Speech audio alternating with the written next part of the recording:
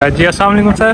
اچھا سر یہ بتائیں آزاد کشمیر میں جو ہوا ہے آپ امیدوار تھے وزیر اعظم کے لیکن انوار الحق صاحب بن گئے ہیں تو تقریباً پوری P T I us time جو ہے منحرف ہو گئی ہے, کیا کہنا چاہیں گے آپ؟ نہیں میں امیدوار نہیں تھا. ہم نے خان صاحب کو زمان پاک میں میٹنگ بلائی تھی پارلیمانی پارٹی کی, تو ہم نے وہاں ان کو یہ اختیار دے دیا تھا کہ جس کو آپ نامزد کریں گے تو وہ اس کو ہم ووٹ دیں گے. یہ ہمارا کیا تھا اور اب بھی یہ ہے. تو بعد میں جو واقعات ہوئے وہ آپ کے سامنے خان صاحب نے ابھی ہم پھر ہم گئے تھے 7 ممبر ہم پہنچے. خان صاحب نے مجھے نامزد کیا ہے, تیم صاحب کو صدر جماعت بنایا.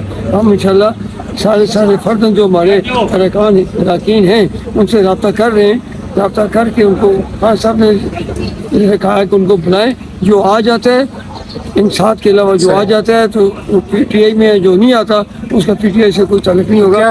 میرا سب سے رابطہ ہو چکا ہے. اگلے 2-4 دنوں میں ہم پارلیمانی پارٹی کا اجلاس بلا دیں. یعنی کہ آپ کہہ رہے ہیں جو ارکان آپ کے منحرف ہوئے ہیں وہ واپس آ جائیں گے, امکان ہے؟ ہم اپنی طرف سے ان کو دعوت دیں گے کہ بھائی آئیں. اگر آپ کسی وجہ سے لاہور نہیں پہنچ سکے, زمان پاک نہیں پہنچ سکے تو آپ آئیں.